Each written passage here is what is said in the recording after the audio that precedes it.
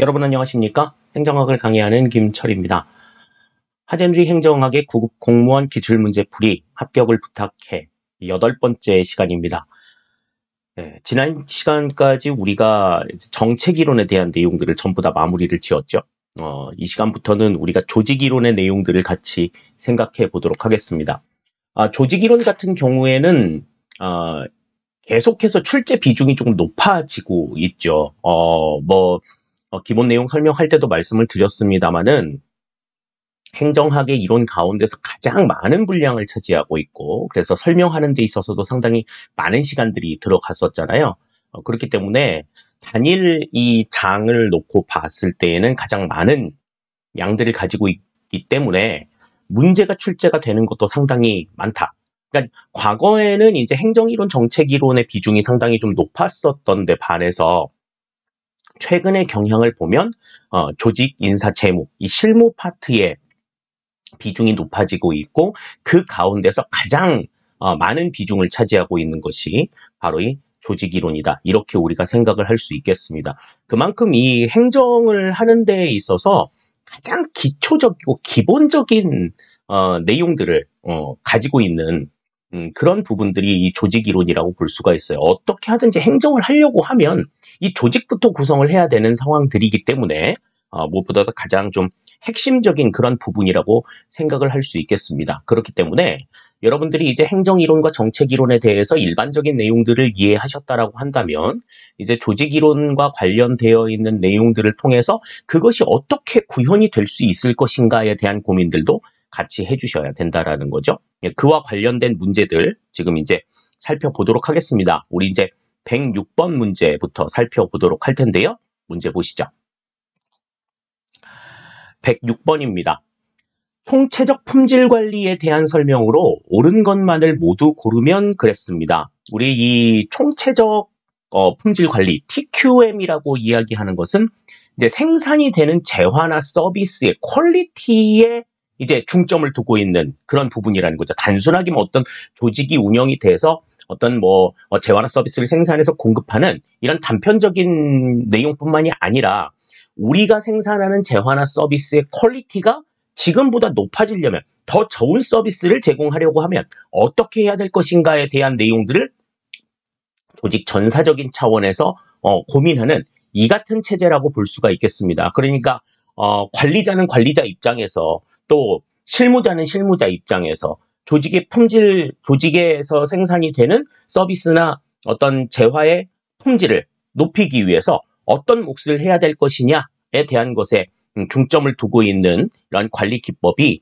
총체적 품질 관리가 될 텐데요. 그러면 보기에 지금 4개가 나와 있어요. 기역, 니은, 디귿, 리을 가운데에서 옳은 것만 골라라. 이렇게 지금 이야기가 나오고 있습니다. 자, 그러면 기역부터 보시죠. 고객의 요구를 존중한다. 그랬습니다. 그러니까 고객이 무엇을 원하는가에 대해서 중요하게 좀 생각을 해야 된다라고 하는 것 강조가 되고 있죠. 기역은 맞는 이야기가 되겠습니다. 다음, 니은. 무결점을 향한 지속적 개선을 중시한다. 그러니까 무결점을 향한 지속적 개선이라고 하는 거는 지금 현재 상황에서 좀 더 나은 상황이 만들어졌어. 그럼 거기에 안주하지 않고 이보다 좀 더 나은 방향이 있을까? 이보다 좀 더 계속해서 더 나은 상황들을 추구하고자 하는 그러한 상태를 이야기해요. 그렇기 때문에 니은도 일단은 맞는 이야기가 되겠습니다. 다음, 디귿. 집권화된 기획과 사후적 통제를 강조한다. 그랬는데 집권화된 기획, 조직의 어떤 서비스 품질을 위해서 집권화된 기획을 하는 거는 일면 맞다고 하더라도 사후적 통제라고 하는 거는 이제 서비스를 제공한 다음에 통제를 하는 내용이잖아요. 그러니까 우리가 이제 고객들에게 만족을 주려고 하면 질 높은 서비스를 제공하는 게 중요한 것이기 때문에 서비스를 제공하기 이전에 품질이 향상이 되어 있어야 되는 거죠. 그것을 검사하려고 하면 이것은 서비스가 제공이 되기 이전에 통제가 되어야 한다. 그러니까 사후적 통제가 아닌 사전적 통제가 답이 된다. 이렇게 우리가 생각을 할 수 있겠습니다. 자, 다음 리을. 문제 해결이 주된 방법은 집단적 노력에서 개인적 노력으로 옮아간다. 그랬는데 아까 맨 처음에 설명을 드린 대로 재화나 서비스의 품질 향상을 위해서 어떻게 한다 그랬어요? 전사적으로 움직이는, 조직 전체가 움직이는 그러한 모습이라고 이야기를 했죠. 그러니까 이것은 집단적인 노력의 결실이라고 볼 수 있다라는 거죠. 따라서 개인적 노력에서 집단적 노력으로 올라간다. 앞뒤가 조금 바뀌어 있어야 맞는 이야기가 되겠습니다. 따라서 지금 106번에 보시면 기역과 니은이 일단은 옳은 얘기가 되겠고 디귿과 리을은 해당이 안 된다. 이렇게 볼 수가 있겠어요. 따라서 106번의 정답은 기역과 니은을 이야기한 1번이 정답이 되는 것 알 수가 있겠습니다. 우리가 지금 이제 이 총체적 품질 관리에 대해서 살펴보면 총체적 품질 관리도 그렇고 그 다음에 또 과거에는 이제 어떤 조직 구성이 어떻게 되어 있고 그 구성에 따라서 어떻게 움직이느냐 여기에만 관심이 있었다라고 한다면은 지금은 이제 그렇지 않다라는 거죠. 뭐 목표를 위해서 우리 그 MBO 같은 경우에도 그랬고 TQM도 그렇고 목적을 위해서 조직 목표를 위해서 전사적으로 어떻게 움직일 것이냐. 재화나 서비스의 품질 향상을 위해서 조직이 전사적으로 어떻게 움직일 것이냐. 이거를 이제 강조하는 내용이기 때문에 기존에 이제 이야기하고 있는 어떤 관료제의 어떤 특성, 이런 것들과는 조금 다른 면모들을 보이고 있다. 이렇게 우리가 생각을 할 수 있겠습니다. 자, 그럼 다음에 이제 107번 문제 살펴보시죠. 문제 보겠습니다. 107번. 프렌치와 레이븐이 주장하는 권력의 원천에 대한 설명으로 옳지 않은 것은 그랬습니다. 프렌치와 레이븐이 주장하는 권력에 대해서는 뭐 여러 가지가 있었던 거 우리가 기억하죠. 뭐 합법적 권력, 강압적 권력, 전문적 권력, 준거적 권력 등등등 여러 가지 이제 그 권력의 내용들이 나왔었는데 그 권력이 어떻게 해서 구현이 되는 권력이냐 이런 것에 대한 이야기들 그 권력의 원천이 어디에서 나오는 거냐에 대한 것은 좀 분명하게 생각을 해둬야 된다라고 말씀을 드렸습니다. 자, 그러면 1번부터 보시죠. 합법적 권력은 권한과 유사하며 상사가 보유한 직위에 기반한다 그랬는데 이 합법적 권력이라고 하는 것은 법제적으로 보장이 되어 있는 권력 이야기하죠. 법제적으로 보장이 된 권력. 다시 말해서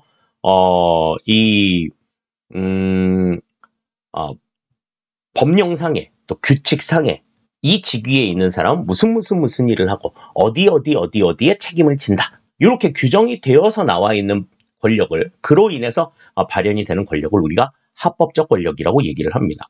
자, 다음 2번. 강압적 권력은 카리스마 개념과 유사하며 인간의 공포에 기반한다 그랬는데 이 카리스마적 권력이라고 하는 것은 그러니까 강압적 권력이라고 하는 것은 인간의 공포에 기반한 권력이다. 그래서 그런 얘기 했잖아요. 마동석 같이 이런 우락부락한 사람이 나와가지고 인상 한 번만 이렇게 써도 사람들이 바짝 졸아가지고 그 사람이 하자는 대로 다 따라하고 뭐 이런 게 이제 그로 인해서 나오는 권력. 내가 저 사람 말을 듣지 않으면 내가 건강에 무척 안 좋을 것 같아. 이렇게 저 사람이 쏜 총알에 이렇게 몸에 구멍 뚫리면 이렇게 건강에도 많이 안 좋고 그래질 것 같아. 나 그러기가 싫어. 이래가지고 그 사람이 하자는 대로 따라가는 이러한 움직임을 우리가 이제 강압적 권력이라고 이야기하는데요. 자, 지금 보기 보시면 강압적 권력은 카리스마 개념과 유사하며 인간의 공포에 기반한다 그랬어요. 인간이 공포에 기반한다는 얘기는 맞는 이야기가 되겠지만 카리스마 개념과 유사하다. 카리스마 개념과 유사하다. 카리스마 개념이라고 하는 거는 카리스마는 그 사람이 보여주는 어떤 리더로서의 어떤 행위 또 뭐 물론 외적인 그런 측면들도 있겠지. 그러나 그런 것들보다 그 사람이 가지고 있는 정신이나 그 사람이 가지고 있는 철학 이런 것들을 바탕으로 해가지고 구성원들이 자발적으로 그 리더의 뜻에 따르게끔 동기부여를 일으키는 그러한 형태의 리더십을 우리가 카리스마적 리더십이라고 이야기를 해요. 그러니까 카리스마적 리더십은 이 강압적 권력하고는 조금 관계가 없는 거지. 좀 무섭게 생겼다고 해서 무조건 막 이런다고 해가지고 나오는 그런 권력들은 아니잖아요. 그렇기 때문에 2번은 여기서는 조금 해당이 안 된다. 그러니까 카리스마 개념과 유사하며 라고 하는 이 말이 맞는 얘기가 아니다. 이렇게 우리가 생각을 할 수 있겠고요. 다음 세 번째. 전문적 권력은 조직 내 공식적 직위와 항상 일치하는 것은 아니다. 그런데 전문적 권력이라고 하는 것은 어떤 특정 분야에 대한 전문적인 지식 이걸 가지고 있냐. 그걸 가지고 있는 사람이 이제 쥐게 되는 권력. 모르는 사람들은 이제 그 사람이 하자는 대로 다 따라 해야 되는 거지. 이게 이제 전문적 권력이 되겠고요. 그러니까 공식적 직위. 그러니까 공식적 직위라고 하는 건 아까 얘기했었던 합법적인 권력을 이야기하는 거죠. 그 합법적인 권력과 항상 일치하는 건 아니다. 위에 있는 사람이라고 해서 무조건 다 알고 밑에 있는 사람이라고 해서 생짜 모르고 그런 거 아니라는 거죠. 다음 4번. 준거적 권력은 자신보다 뛰어나다고 생각하는 사람을 닮고자 할 때 발생한다. 그랬습니다. 이 준거적 권력이라고 하는 거는 내가 닮고자 하는 롤모델, 그 롤모델을 중심으로 해가지고 그 사람이 이렇게 했어. 그럼 나도 그렇게 해야지. 라고 움직이는 그러한 형태에서 나타나는 그 롤모델이 갖게 되는 이런 권력을 우리가 준거적 권력이라고 이야기를 합니다. 따라서 지금 4번도 이제 맞는 이야기라고 볼 수가 있겠어요. 그래서 옳지 않은 것을 골라라. 그러면은 우리가 이제 여기서는 2번이 틀린 내용이다. 이렇게 우리가 생각을 할 수 있겠습니다. 정답 2번이 된다라고 하는 것 알아두시면 좋겠네요. 다음 이제 우리가 108번 문제로 넘어가 보겠습니다. 108번 문제 볼게요. 자, 조직 내 갈등에 대한 설명으로 옳지 않은 것은 그랬습니다. 자, 1번부터 보시죠. 과업의 상호 의존성이 높은 경우 잠재적 갈등이 야기될 수 있다. 그랬습니다. 일단 이 과업에 대한 상호 의존이라고 하는 건 구성원과 구성원들 사이에 이렇게 좀 접촉이 빈번해지는 걸 이야기하죠. 접촉이 많아지다 보면 아무래도 갈등이 발생할 수 있는 여지가 높아지지 않겠어요? 그렇기 때문에 상호 의존성이 높은 경우에 잠재적 갈등이 야기가 될 수 있다. 요거는 맞는 이야기가 되겠습니다. 다음 2번째.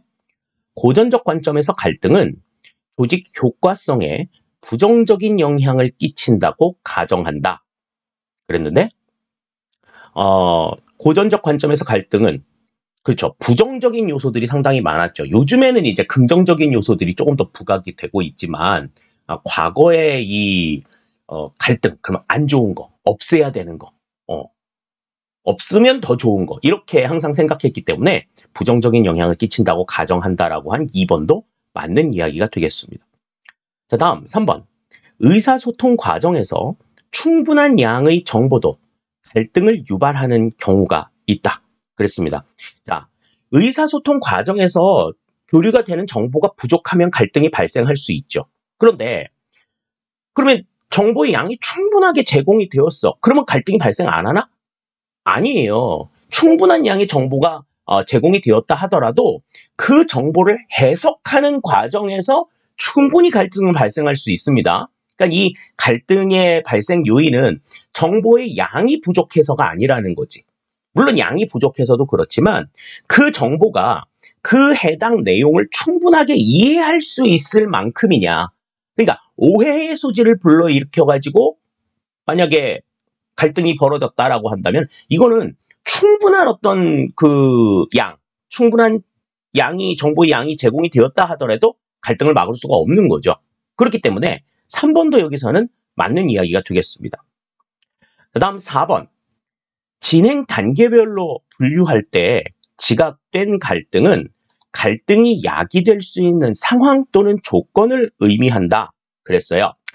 이 4번의 내용을 이해하기 위해서는 우리가 조금 살펴봐야 될 내용이 있습니다. 그게 바로 뭐냐면 이제 폰디라고 하는 학자의 그 갈등 진행 단계예요. 그 진행 단계에 따라서 이 갈등 유형을 폰디는 5단계로 구분을 했는데 그 내용들 잠깐 살펴보시면요. 자, 일단 1단계는 잠재적 갈등이라고 이야기합니다. 이 잠재적 갈등이라고 하는 건 갈등 상황 조건이 형성이 된 상태를 이야기해요. 아직 갈등이 발생을 하지는 않았어.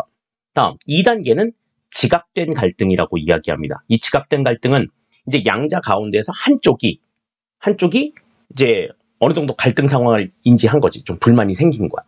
다음 3단계는 이제 감정적 갈등입니다. 이 감정적 갈등은 그 생긴 불만이 이제 겉으로 표출이 되는 상태. 이런 상태인 거죠. 이제 갈등이 이제 이렇게 표정으로 얘기한다든지, 뭐 이렇게 눈으로 욕한다든지, 뭐 이런 단계가 이제 감정적 갈등의 단계인 거고요. 다음에 4단계. 표면적인 갈등이죠. 이 표면적 갈등은 그러한 불만으로 인해 가지고 불만을 원인으로 해 가지고 공격적인 행동이 유발이 되는 거야. 터뜨려버릴 거야. 내가 다 부셔버릴 거야. 막 이렇게 얘기하는 이게 이제 표면적 갈등의 상황이 되는 거고요. 다음에 이제 5단계는 갈등의 결과입니다. 이 결과는 기존 갈등과는 다른 새로운 갈등이 유발이 되는 단계를 우리가 이제 5단계 갈등의 결과에 나타나는 단계라고 볼 수가 있는데, 이렇게 이제 폰디는 진행 단계에 따라서 갈등을 5단계로 나눴어요. 그 5단계로 나눠져 있는 이 단계를 바탕으로 해가지고 지금 4번의 문제가 지금 나와 있는 겁니다. 4번 지금 다시 한번 볼게요. 자, 진행 단계별로 분류할 때 지각된 갈등은 갈등이 야기될 수 있는 상황 또는 조건을 의미한다. 그런데 지각된 갈등이라고 하는 건 아까 말씀을 드린 대로 한쪽이 갈등을 인지한 상태라고 이야기를 했죠. 그래서 갈등이 야기될 수 있는 상황이나 조건, 이런 것들이 만들어져 있는 상태는 지각된 갈등에서 조금 앞단계, 1단계의 내용이었어요. 잠재적 갈등에 해당이 되는 내용이기 때문에 4번은 여기서는 맞는 이야기가 아니다, 이렇게 볼 수 있겠어요. 그래서 정답이 여기서는 4번이 되는 것 우리가 확인을 할 수가 있을 것 같습니다. 자, 지금 이제 문제를 보면서 이제 폰디의 진행 단계에 따른 어떤 갈등 상황의 단계, 뭐 이런 것들이 이제 문제에 나왔었는데, 이 폰디의 갈등 진행 단계에 따른 분류는 사실 뭐 그렇게 뭐 좀 유력한 그런 이론들은 아니에요. 그러니까 갈등과 관련해가지고 이러이러한 이론들이 있다라고 하는 수많은 이론들 가운데 하나이기 때문에 우리가 그냥 참고적으로 기억을 해 두시면 좋겠지만, 막 이거를 막 마냥 반드시 외워야 된다, 뭐 이렇게 강조를 드리고 싶은 그런 내용은 아닙니다. 왜냐하면 문제가 뭐 그렇게 막 기출문제에서 자주 다뤄졌던 그런 테마들은 아니기 때문에 그래요. 그러니까 그런 점들은 여러분들이 이런 것들도 있구나 라는 정도로 가볍게 생각을 해주시면 좋을 것 같습니다. 자, 이제 우리가 109번 내용 살펴봅니다. 109번의 내용은 책임운영기관에 대한 내용이 나와 있는데요. 문제 보시죠. 책임운영기관에 대한 설명으로 옳지 않은 것은 그랬습니다. 우리가 책임운영기관에 대한 이야기는 상당히 좀 많이 했었어요. 그리고 공공서비스의 공급 방식에 대해서 이야기를 하면서도 상당히 책임운영기관에 대해서는 강조해서 말씀을 드린 적이 있었죠. 그 점들 생각하시면서 보겠습니다. 기관장에게 기관 운영의 자율성을 보장하고 기관 운영 성과에 대해 책임을 지도록 한다. 그렇죠. 네, 이게 이제 책임운영기관의 근간의 운영 목적이라고 볼 수가 있습니다. 1번 맞는 이야기고요. 다음 2번. 공공성이 크기 때문에 민영화하기 어려운 업무를 정부가 직접 수행하기 위해 고안된 것이다. 그렇죠? 그러니까 공공성 때문에 민영화가 곤란한, 그러니까 정부가 손을 놓으면 안 되는 그런 어떤 업무에 대해서 정부가 직접 조직을 운영은 하되 거기에 이제 전문가들을 영입해서 시장 경쟁력을 확보하는 그러한 형태의 기관이 바로 책임운영기관이다, 그렇게 볼 수 있겠습니다. 다음 3번. 객관적이고 신뢰할 수 있는 성과평가 시스템 구축은 책임운영기관의 성공 여부를 결정짓는 요건 중 하나이다. 그랬죠. 이것도 맞는 이야기입니다. 그러니까 제대로 된 성과평가가 이루어져야 그로 인해서 이제 인센티브라든지 어떤 포상이나 뭐 어떤 처벌 이런 것들이 가능해지고 그렇게 되면 이제 동기부여도 확실히 일어날 수 있기 때문에 책임운영기관에 대한 성공적인 내용, 성공적인 어떤 운영 이런 것들을 좀 담보할 수 있는 거죠. 자, 그러면 4번이 틀렸다는 얘기인데 봅시다. 1970년대 영국에서 집행기관이라는 이름으로 처음 도입되었고 우리나라는 1990년부터 운영하고 있다 그랬는데, 영국에서 이 집행기관, Executive Agency라는 이름으로 처음 도입이 돼서 지금 영국의 공공기관 가운데에서는 70% 이상이 이 책임운영기관으로 운영이 되고 있어요. 근데 이제 우리나라 같은 경우에는 이 책임운영기관 제도가 지금 뭐 행정안전부 중심으로 운영이 되고 있고, 또 뭐 국방부에도 책임운영기관이 있고, 그다음에 서울시에도 책임운영기관이 있다. 그렇게 말씀을 드렸었는데, 우리나라의 책임운영기관 제도는 1990년이 아닌 1999년부터 운영이 되고 있습니다. 따라서 90년부터 운영을 하고 있다는 4번이 틀린 얘기가 된다. 이렇게 우리가 볼 수가 있겠어요.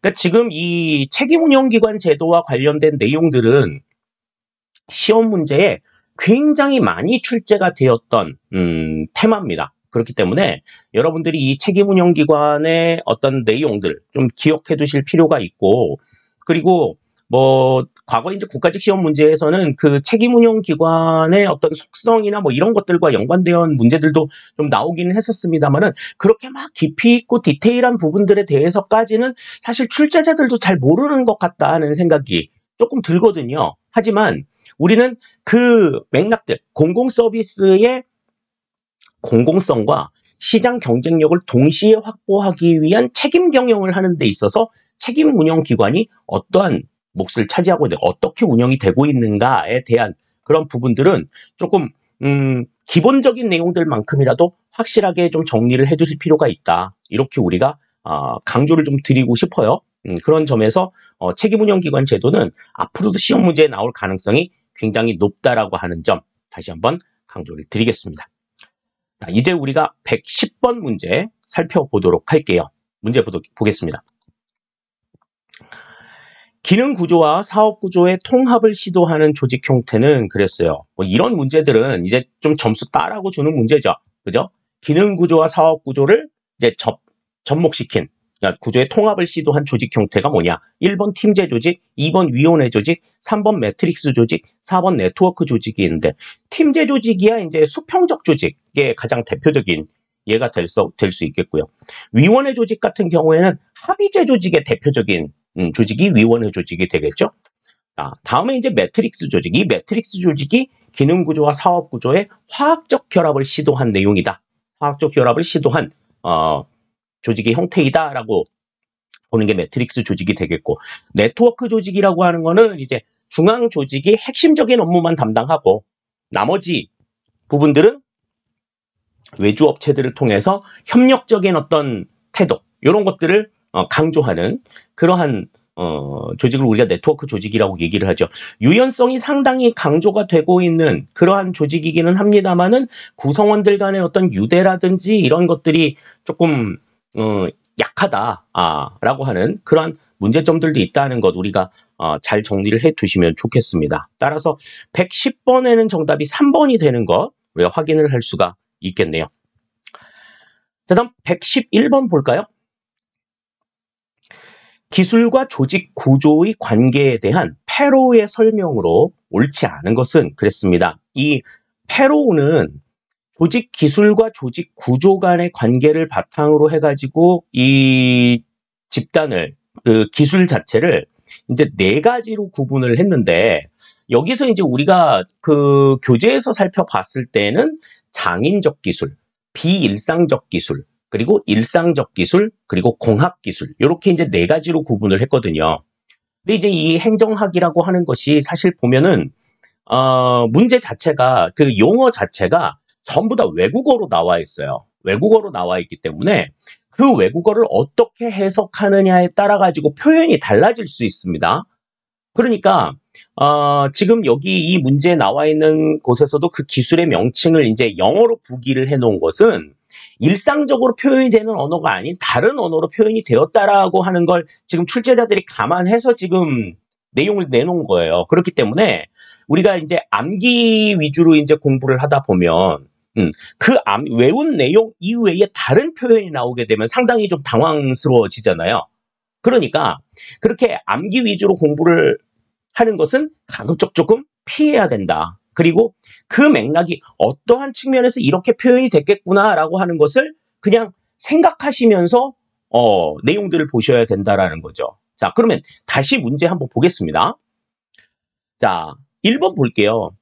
정형화된 기술이라고 나와 있는데 루틴, 정형화된 기술이라고 얘기했으니까 이거는 일상 기술을 이야기하는 거예요. 우리가 봤었던 일상 기술을 이야기하는 겁니다. 그러면 그 맥락에서 내용을 볼게요. 공식성 및 집권성이 높은 조직 구조와 부합된다. 그랬죠. 그러니까 일상 기술은 안정적으로 계속 그냥 똑같이 돌아가는 그러한 기술들이야. 늘상 하는 그러한 기술들을 어쩌다 한번 하는 게 아니라, 그렇기 때문에 집권성이 높은 조직 구조와 부합이 된다. 공식성이 높은 구조하고도 부합이 된다. 볼 수 있는 거죠. 1번 맞는 이야기입니다. 다음 2번. 비정형화된 기술은, 그러니까 non-routine이니까 이건 비일상 기술을 이야기하는 거예요. 부하들에 대한 상사들의 통솔 범위를 넓힐 수밖에 없을 것이다. 그랬는데 이거는 어쩌다 한 번 일어나는 거잖아요. 어쩌다 한 번 일어나는 거니까 부하들에 대한 상사들의 통솔 범위가 이거는 좁아질 수밖에 없어. 좁아진다는 얘기는 다시 말해서 뭐예요? 부하들을 상사가 전부 다 컨트롤하지 못한다라는 거야. 그 상사들이 어쩌다 한 번 일어나는 일에 대해서까지 전부 다 알고 있거나 그렇지 못하다라는 거죠. 그리고 그게 어떤 변수가 있고 뭐 이런 것에 대해서는 그냥 그 현장에 있는 사람들이 더 잘 알지 위에 있는 이 상사들이 다 알기가 어렵다라는 거죠. 그렇기 때문에 그런 어떤 이 지금 비일상 기술이 만약에 발현이 됐을 때는 야, 그거 거기서 너네가 알아서 해. 이렇게 얘기를 할 수 있단 말이지. 그러니까 그 얘기는 지금 상사의 통솔 범위가 넓어지는 게 아니라 좁아지는 거죠. 상사의 통솔 범위가 좁아진다라고 하는 건 그만큼 이 부하들의 재량 범위가 넓어진다. 이렇게 우리가 생각을 할 수 있겠습니다. 그래서 2번이 여기서는 지금 틀린 내용 같아요. 상사의 통솔 범위를 넓힐 수밖에 없을 것이다라고 표현하는 게 잘못됐다. 좁아질 수밖에 없다. 이렇게 생각하셔야 되는 거죠. 다음 3번. 공학적 기술은 문제 분석 가능성이 높다. 공식을 만들어 놓은 내용이니까 분석 가능성이 높다라고 볼 수가 있겠고. 다음 4번. 기계적 기술. 기계적 그러면 막 이렇게 무슨 그 동춘 서커스단 같은 거 그런 거 생각하기 쉬운데 지금 크라프트라고 이야기를 하고 있는 이 크라프트라고 하는 게 이제 장인을 이야기하죠. 장인. 그러니까 뭐 마이스터 뭐 이런 사람들을 이야기하는 겁니다. 그렇기 때문에 이 장인 기술 요거는 대체로 유기적 구조와 부합된다. 그렇게 얘기했죠. 그러니까 그 사람들만이 가지고 있는 나름대로의 감 뭐 이런 것들은 공식화하기가 어려워. 분석이 좀 어려운 거죠. 그렇기 때문에 기기적 구조에는 적합하지가 않고 유기적 구조에 적합하다. 이렇게 우리가 생각을 할 수 있겠습니다. 그러니까 여기 이 111번에서는 지금 옳지 않은 걸 골라라 그러면 2번이 정답이 되는 거 확인을 할 수가 있겠어요. 그러니까 페로의 이 조직 기술과 조직 구조에 관한 설명에 대해서는 그 각각의 4개의 기술들, 특히 이제 시험 문제에는 일상 기술과 비일상 기술이 상당히 많이 나와요. 뭐 장인 기술이나 공학 기술 같은 경우는 정말 뻔한 얘기니까 그래서 일상 기술과 비일상 기술에 대한 내용들이 상당히 많이 나오는데 그러한 측면에서 각각 기술들이 가지고 있는 특징들 이런 것들은 잘 여러분들이 좀 정리해 두시고 알아두시면 좋을 것 같네요. 이제 우리가 112번 문제 같이 살펴보도록 하겠습니다. 문제 볼게요. 조직 구성 원리에 대한 설명으로 옳지 않은 것은 그랬습니다. 이거는 이제 뭐 계층제에서 계층제 특징이라고도 이야기하는 그러한 것들과 좀 맥이 좀 같은 그런 부분이라고 볼 수가 있죠. 자, 옳지 않은 걸 고르랬어요. 1번부터 봅니다.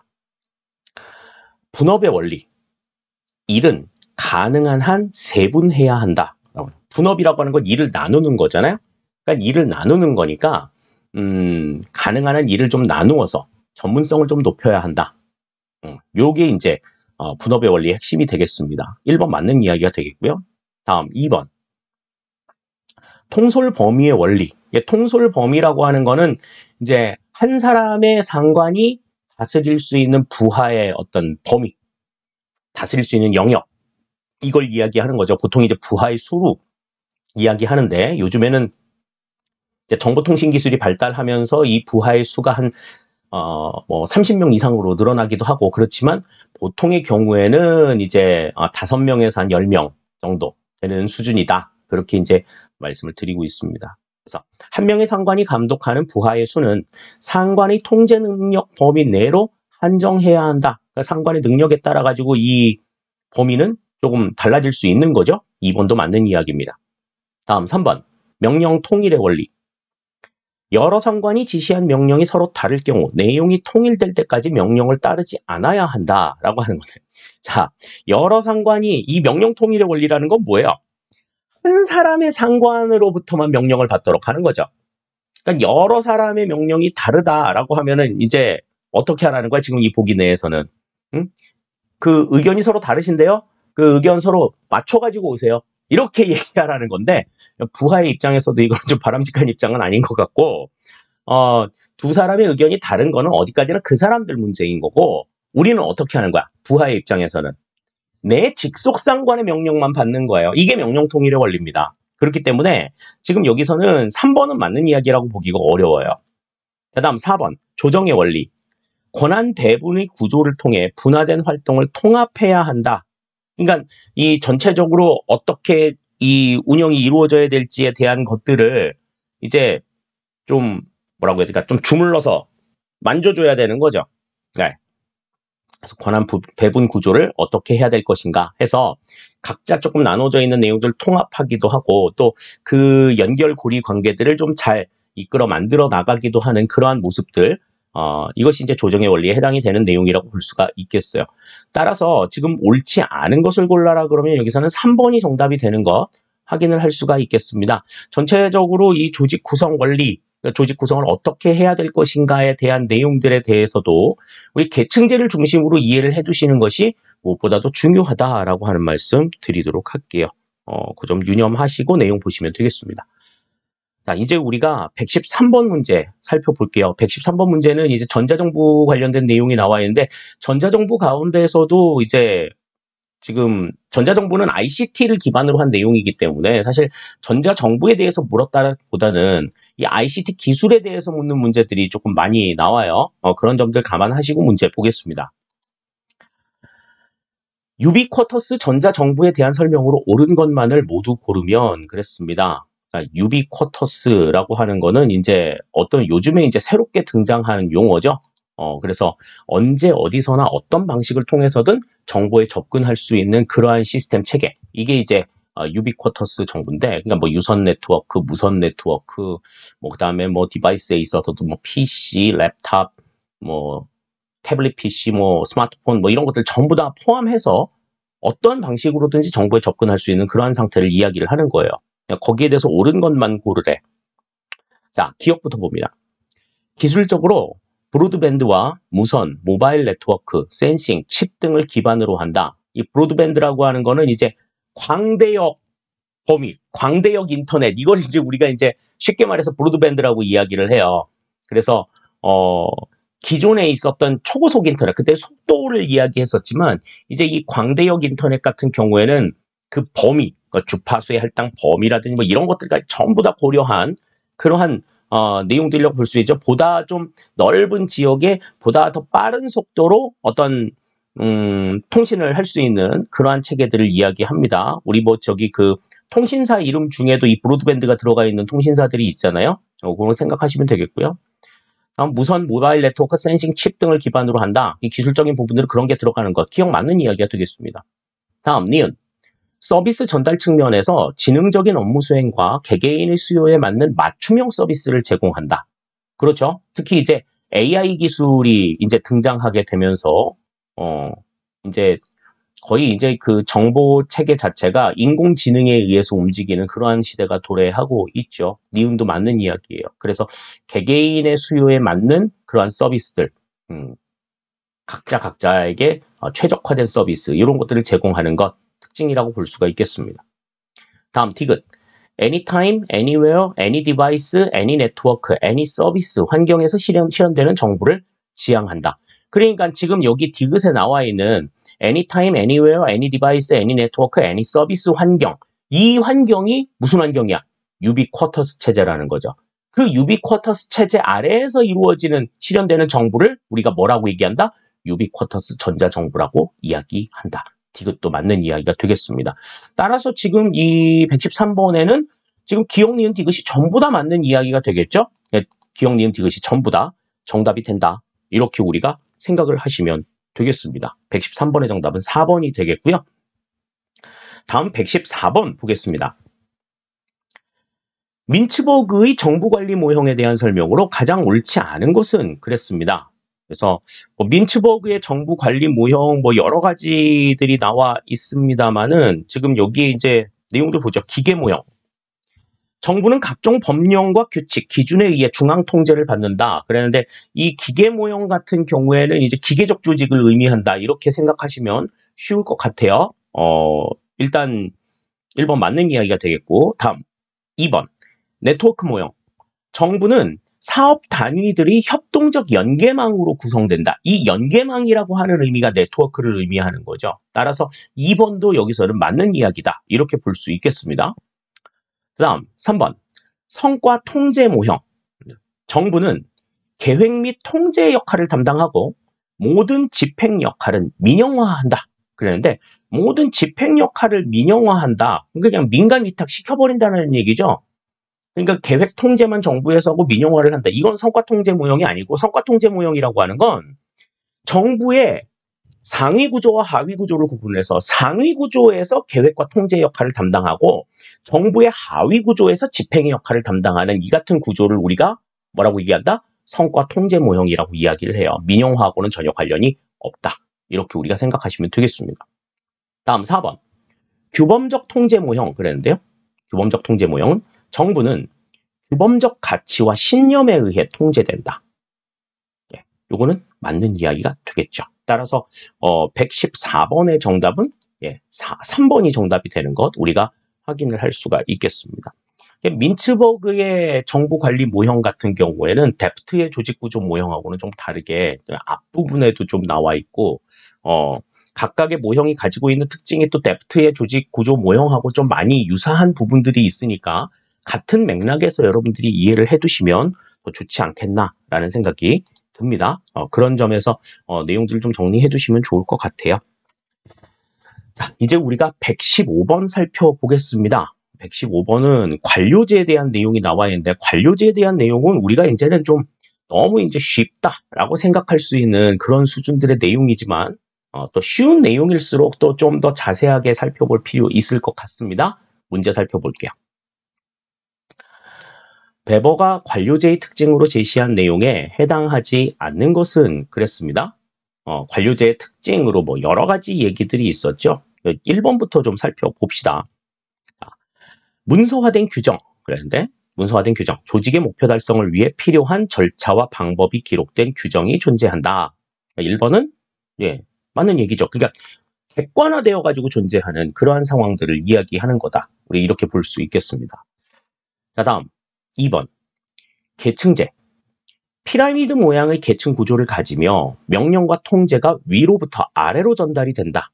그렇죠? 뭐 가장 대표적인 관료제의 특징이라고 볼 수가 있어요. 2번 그래서 맞는 이야기가 되겠고요. 다음 3번 전문성. 업무에 대한 지식을 가진 전문적인 관료가 업무를 담당하며 직무의 전념을 요구한다. 특히 이제 오늘날의 행정에 있어서 특히 또 강조가 되고 있는 부분이 또 이 전문성이라고 볼 수가 있겠네요. 다음 4번 협력적 행동. 협력적 행동은 원활한 계층 체제 작동을 위해 구성원은 서로 협력하며 이를 통해 높은 효율과 성과를 거둘 수 있다. 그랬는데 협력적 행동이라고 하는 건 하나의 일을 가지고 해가지고 복수의 구성원들이 다 모여가지고 서로 이렇게 으쌰으쌰 하는 그런 태도라는 거 아니에요. 그런데 이거는 유기적인 구조라든지 최근에 나타나는 구조에서 볼 수 있는 내용이고 베버가 관료제의 특징으로 제시를 했던 것은 이런 협력적 행동은 아닙니다. 협력적 행동은 아니고 뭐였어요? 분업이었죠. 분업. 네. 그래서 구성원들은 원활한 계층체계 작동을 위해서 서로 업무를 세분화해가지고 나누는 거야. 협력하지 않아. 분업해야 돼. 서로 분업해서 이를 통해서 효율과 성과를 높일 수 있다라고 하는 것을 강조하고 있습니다. 따라서 지금 115번에서는 정답이 4번이 틀린 내용이다. 이렇게 볼 수가 있어요. 그러니까 얘기 들어보면은 그냥 맞는 이야기 같고 되게 그럴싸해 보이는 내용이기는 한데 협력적 행동과 베버의 관료제는 전혀 관련이 없다. 베버는 무엇보다도 분업을 강조했다라고 하는 것 같이 다시 한번 생각해 주시면 좋겠습니다. 자, 이제 우리가 115번 문제 살펴볼게요. 115번 문제는 이제 전자정부에 대한 내용이 다시 나와 있는데요. 문제 살펴봅니다. 전자정부법상 전자정부에 대한 설명으로 가장 옳지 않은 것은 그랬어요. 뭐 전자정부법상의 전자정부 원칙도 있고 뭐 여러 가지 이제 내용들이 있는데 자 봅시다. 1번 행정기관 등은 전자정부의 구현을 위해 중복 투자의 방지 및 상호 운용성 증진 등을 우선적으로 고려해야 한다. 이건 전자정부 원칙에 들어가 있는 내용이기도 하죠. 1번 맞는 이야기입니다. 다음 2번. 행정기관 등의 장은 5년마다 해당 기관의 전자정부 구현, 운영 및 발전을 위한 기본 계획을 수립하여 중앙사무관장기관의 장에게 제출하여야 한다. 이것도 전자정부법상에 나와 있는 내용이에요. 맞는 내용이 되겠습니다. 다음 3번.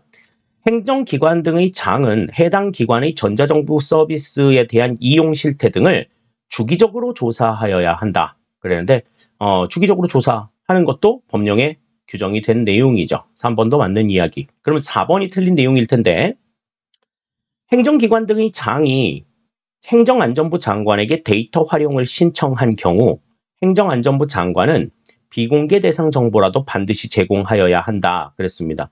요거는 이제 그 정보 공개 요청이라든지 정보 활용 요청 이런 것들이 나왔을 때 이제 어떻게 처리를 해야 될 것인가에 대한 내용인데 사실 이거는 이제 국민들이 시행하는 행정정보 공개하고도 좀 맥을 같이 하는 부분이죠. 정보 공개 요청이 있다라고 하면 일단 원칙은 공개를 원칙으로 하는 겁니다. 공개하다, 공개하자, 공개하되 이제 일부 정보에 대해서는 조금 가릴 필요가 있는 거죠.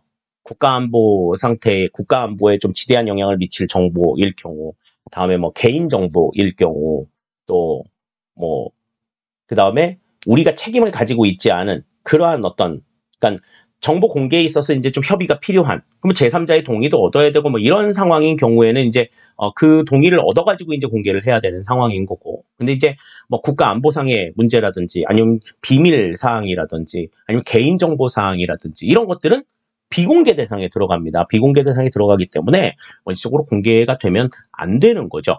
근데 지금 여기는 비공개 대상 정보라도 반드시 제공하여야 한다. 그랬는데 반드시 그렇게 제공을 해야 될 거라 그럴 것 같으면 비공개 대상 정보라는 걸 왜 정했겠어? 그지? 그거는 이제 말이 이게 앞뒤가 안 맞는 거죠. 따라서 116번에는 여기서는 4번이 틀린 내용이다. 이렇게 우리가 생각을 할 수 있겠습니다. 이 지금 전자정보와 관련된 내용은 우리 이제 정보화, 국가 정보화 사업에 대한 내용과 또 맥을 좀 같이 하고 있는 부분들이기 때문에 그와 관련돼서 연관을 지어서 우리가 좀 이해를 해 두실 필요가 있겠다 하는 걸 다시 한번 강조를 드릴게요.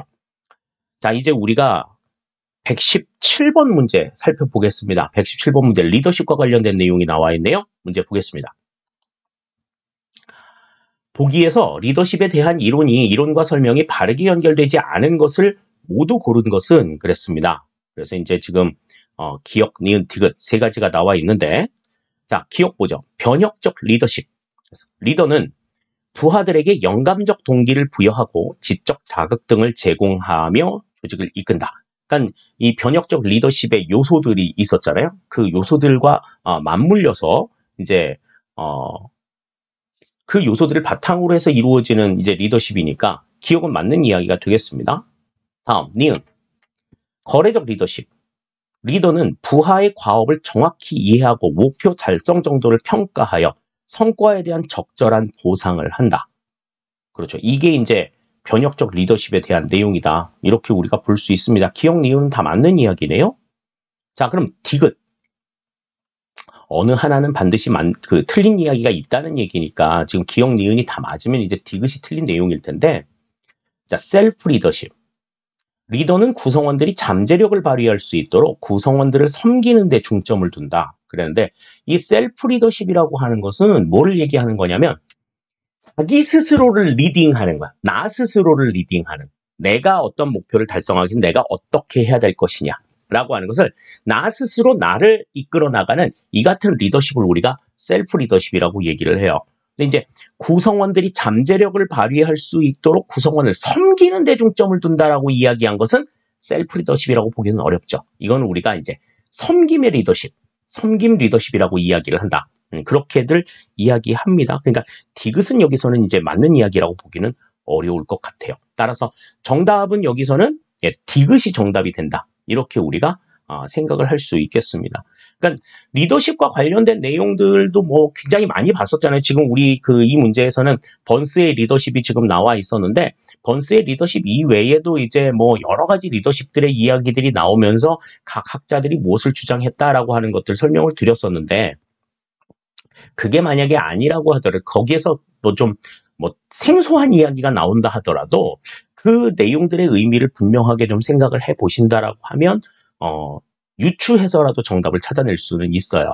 근데 지금 아까 앞에 봤었던 이 문제 같은 경우에는 변혁적 리더십과 거래적 리더십에 대한 설명이 굉장히 자세하고 정확하게 나왔었기 때문에 그걸 이제 제외한 나머지를 골랐어도 되는 거고, 셀프 리더십이라고 하는 셀프, 나 스스로에 대한 리더십인 건데, 섬긴다? 이거는 또 말이 조금 앞뒤가 안 맞는다. 이렇게 생각할 수 있었던 거죠. 그러한 측면에서 내용들을 보시면 좋지 않을까라는 생각이 듭니다. 자, 이제 우리가 118번 문제 같이 살펴보도록 하겠습니다. 자, 문제 살펴보시죠. 리더십 이론에 대한 설명 중 가장 옳지 않은 것은 그랬습니다. 뭐 리더십 이론 여러 가지 이론들이 나왔었는데 내용 보시죠. 1번부터 봅니다. 피들러는 상황 요소로 리더의 자질, 과업 구조, 부하의 특성을 들었다. 그랬는데 이 피들러가 이 상황 적합 이론에서 제시했던 이 상황 요소는, 상황 변수로는 일단은 리더의 권한의 강도, 그 다음에 이 업무의 난이도, 다음에 세 번째 부하와의 관계, 이렇게 이제 세 가지였어요. 그러니까 지금 여기에서 리더의 자질이라고 나와 있는데 리더의 자질은 해당이 안 되는 겁니다. 리더가 가지고 있는 권한의 강도를 물어보는 거죠. 1번이 여기서는 틀린 내용 같아요. 다음 2번, 블레이크와 머튼의 리더십 격자 모형은 리더의 행태를 사람과 과업의 두 차원으로 나눈다. 그러니까 사람에게 관심이 있느냐, 일에 관심이 있느냐, 여기에 따라 가지고 이제 격자 모형을 9단계 해가지고 총 81하나의 이 그리드를 만들고 거기에 따라 가지고 이제 5가지 유형의 리더십 유형을 도출해낸 것을 우리가 볼 수 있어요. 네, 2번은 맞는 얘기고, 다음 3번. 허쉬와 블랜차드는 리더십의 효과에 영향을 미치는 상황 요소로 부하의 성숙도를 들었다. 그러니까 리더십의 효과에 영향을 미치는 부하가 성숙한 부하가 밑에 있을 때와 성숙하지 못한 부하가 있을 때 리더가 어떠한 리더십이 어떻게 효과가 있느냐. 그러니까 말 잘 알아들어 먹는 부하들이 있으면 아무래도 리더십이 좀 효과적으로 발휘가 될 거고, 못 알아먹는 애들이 있으면 미주알 고주알 다 지적해줘야 되니까 이제 조금 힘든 상황이 될 수 있을 것이고, 이제 그러한 얘기들이죠. 3번도 맞는 이야기가 되겠고요. 다음 4번. 아이오와 주립대학의 리더십 연구에서는 리더의 행태를 민주형, 권위형, 방임형으로 분류하였다. 그랬습니다. 리더십에 대한 여러 가지 이론 가운데서 행태론과 관련된 이론은 대학 연구가 많이 있다 그랬죠. 아이오와 대학, 오하이오 대학, 미시간 대학 뭐 이렇게 그 대학교 이름이 나오면 이건 행태론이다 이렇게 이제 생각하면 된다고 말씀을 드렸었는데, 자 지금 이 아이오와 주립대학의 리더십 연구, 그러니까 행태론에 대한 연구인 거죠. 리더의 행태를 민주형, 권위형, 방임형으로 분류하였다. 이거는 이제 맞는 내용이다. 이렇게 우리가 생각을 할 수 있겠습니다. 따라서 지금 여기에서 옳지 않은 걸 골라라고 하면은 여기서는 1번이 틀린 내용이다 라고 하는 건 생각을 할 수가 있겠죠. 그러니까 지금 이 리더십과 관련된 내용들은 리더십이 어디에서 나오느냐에 대한 관점을 기준으로 해가지고 속성론, 뭐 자질론이라고도 얘기하는 것, 다음에 행태론, 그 다음에 상황론, 각각의 이론들이 이제 어떠한 것들이 있느냐라고 하는 것, 이름이라도 조금 알아두시는 게 중요하다라고 하는 것 강조를 드리겠습니다. 특히 이제 상황론 같은 경우에는 그 내용까지도 좀 알아두는 게 중요하겠지만 그게 아니다 그러면은 나머지들은 이름이라도 조금 알아두시는 게 필요하다 하는 것 강조를 드릴게요. 자, 이제 119번 문제 살펴봅니다. 119번 문제는 이제 법과 관련된 내용인데 문제 살펴볼게요. 정부 조직법에서 규정하고 있는 관장 사무에 대한 설명으로 가장 옳지 않은 것은 그랬는데요. 우리 이 정부 조직법 내에서는 정부 부처가 어떤 일을 담당한다라고 하는 거를 분명하게 제시를 해놓고 있습니다. 그래서 그와 관련된 내용들이 지금 나와 있어요. 1번부터 보면 교육부 장관은 인적 자원 개발 정책 등에 관한 사무를 관장한다. 그렇죠? 1번은 맞는 얘기입니다. 인적 자원 개발과 관련된 내용은 교육부의 관할이고요. 다음 2번. 산업통상자원부 장관은 창업 벤처기업의 지원 등에 관한 사무를 관장한다. 그런데 창업이나 벤처기업과 관련된 사무를 관장하는 중앙부처는 산업통상부가 아니라 중소벤처기업부죠. 따라서 지금 여기서는 중소벤처기업부 장관이라고 해야지 맞는 이야기가 되는 겁니다. 2번이 그래서 좀 틀린 내용 같고요. 다음 3번. 법무부 장관은 출입국 관리 등에 관한 사무를 관장한다. 맞죠? 네. 다음 4번. 과학기술정보통신부 장관은 우편, 우편환 및 우편 대체 등에 관한 사무를 관장한다. 아무래도 이제 그 과거에 이제 통신과 관련된 내용이 우편이니까 이와 관련된 사무는 과학기술정보통신부의 관할이 맞는 얘기가 되는 거죠. 따라서 지금 이 119번에서는 2번이 틀린 내용이다. 창업 벤처기업의 업무는 중소벤처기업부 장관의 업무다. 이렇게 우리가 생각을 하시면 되겠습니다. 자, 이제 마지막 문제 살펴봅니다. 마지막 문제 120번 문제인데요. 책임운영기관에 대한 내용이 나와 있습니다. 문제 볼게요. 책임운영기관의 설치 운영에 관한 법률상 책임운영기관에 대한 설명으로 옳지 않은 것은 그랬습니다. 뭐 관련 근거 법령이 이제 존재하고 있는 거 우리가 너무나 잘 알고 있죠. 그 법률상 이제 책임운영기관에 대한 설명으로 옳지 않은 걸 골라라 그랬는데 1번 봅니다. 책임운영기관은 기관장에게 재정상의 자율성을 부여하고 그 운영 성과에 대해 책임을 지도록 하는 행정기관의 특성을 갖는다. 그랬습니다. 일단 맞는 이야기죠. 책임운영기관에 대한 근본적인 내용이라고 볼 수 있습니다. 다음 2번. 소속 책임운영기관에 두는 공무원의 총 정원 한도는 총리령으로 정하며 이 경우 고위공무원단에 속하는 공무원의 정원은 부령으로 정한다. 그랬는데 일단 지금 이 소속 책임운영기관에 대한 공무원의 총수는 대통령령으로 정합니다. 대통령령으로 정하고 그다음에 고위공무원단에 속하는 공무원의 그 정원은 고위공무원단에 속하는 공무원의 정원은 부령이 아닌 총리령에 영향을 받는 거죠. 그러니까 한 단계씩 위로 올려야 되는 거예요. 2번이 그래서 틀린 내용이 되겠네요. 다음 3번. 소속 책임운영기관 소속 공무원의 임용시험은 기관장이 실시함을 원칙으로 한다. 그렇죠. 소속 기관장이 실시를 하는 겁니다. 범부처의 인력들을 대상으로 해가지고 실시하게 했죠. 다음 4번. 기관장의 근무 기간은 5년의 범위에서 소속 중앙행정기관의 장이 정하되 최소한 2년 이상으로 하여야 한다. 그렇습니다. 그러니까 2년 이상, 일단은 기본적으로는 뭐 최소 2년 이상을 하고 그리고 이제 만약에 성과가 좋아서 그 이제 임기를 연장해야 된다라고 했을 때는 임기를 연장하되 최장 몇 년까지 가능하다는 거야. 5년까지 가능하다라는 겁니다. 자, 그래서 이제 여기에서 이제 틀린 내용, 옳지 않은 내용을 골라라 그러면 여기서는 2번이 틀린 내용이다. 이렇게 우리가 생각을 할 수 있겠네요. 정답 그래서 2번이 되겠습니다. 자, 이렇게 해서 이제 우리가 오늘 살펴봐야 될 문제들 전부 다 살펴봤습니다. 15문제를 같이 살펴봤는데요. 문제를 단순하게 그냥 살펴보는 것만으로 끝나서는 안 돼요. 나중에 뒤에 반드시 복습은 해 주셔야 합니다.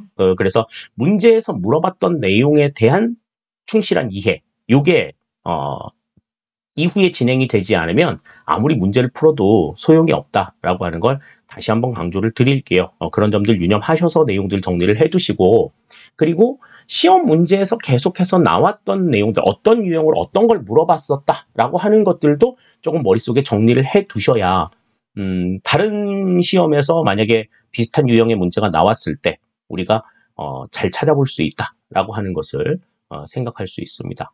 충실한 복습 당부를 드릴게요. 자, 합격을 부탁해 8번째 시간 여기서 모두 마치도록 하겠습니다.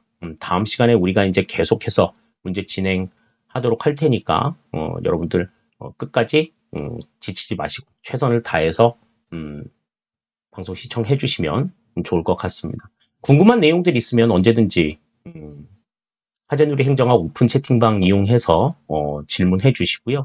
그리고 또 뭐 어떤 건의사항이라든지 뭐 이런 것 좀 이렇게 해주셨으면 좋겠어요. 뭘 좀 보여주세요. 알려주세요. 뭐 이런 것들 있으면 언제든지 말씀해 주시면 제가 힘 닿는 데까지는 여러분들 도와드리도록 하겠습니다. 감사합니다. 다음 시간에 뵙겠습니다.